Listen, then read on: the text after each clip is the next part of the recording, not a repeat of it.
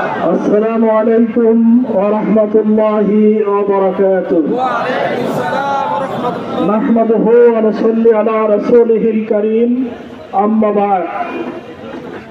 সম্মানিত সভাপতি, সম্মানিত নেতৃবৃন্দ ও প্রাণ প্রিয় জাগ্রত কর্মী বাহিনীরা, সম্মানিত উপস্থিতি, আমরা আশা করেছিলাম এত রক্ত, এত খুন, এত ত্যাগ এবং কোরবানির পরে এই বাংলাদেশকে সঠিক পথে পরিচালনা করার জন্য আর হয়তো আমাদের মিছিল মিটিং প্রয়োজন হবে না। কিন্তু আমরা দুঃখের সাথে বলতে চাচ্ছি যে আমরা সহজভাবে সুন্দরভাবে সরকারকে বোঝালাম যে একই দিনে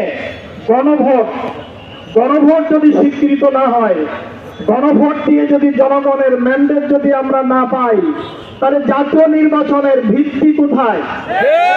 এত সহজ একটি অঙ্ক, 2 এবং 2 যেমন 4 হয়, এটা যেমন একটি সহজ অঙ্ক, সেইভাবে গণভোট আগে হবে, জনগণের অভিমত আমরা আগে গ্রহণ করব, তারপরে আমরা জাতীয় নির্বাচন অনুষ্ঠান করব।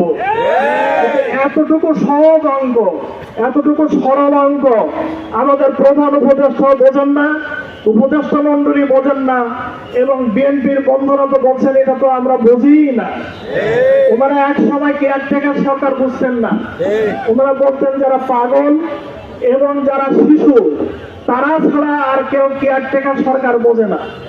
কিন্তু পরবর্তীতে এখন ওনাদের দাবি হলো যে আগামীতে যত নির্বাচন হবে সকল নির্বাচন যেন কেয়ারটেকার সরকারের অধীনে হয়।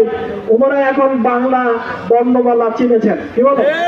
ওনারা বর্ণমালা কথা এখন চিনেছেন, কিন্তু আগে চেনেন নাই। জামাত ইসলামী তাদের কাছে এটা বলেছিল। জামাত ইসলামী অত্যন্ত যৌক্তিকভাবে, অত্যন্ত দৃঢ়ভাবে এদেশের 80% জনগণ তারা চায়, পিআর চায় 80% জনগণ, এদেশের 80% জনগণের বেশি তারা চায় যে গণভোট আগে হবে।